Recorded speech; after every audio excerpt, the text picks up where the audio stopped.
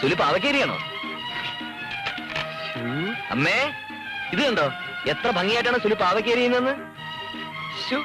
ഓരോ വൃത്തവും കീറ് കൃത്യം. അമ്മയ്ക്ക് ഇതുപോലൊരു മരുമകളെ തപസ്സിരുന്നാ കിട്ടുവോ?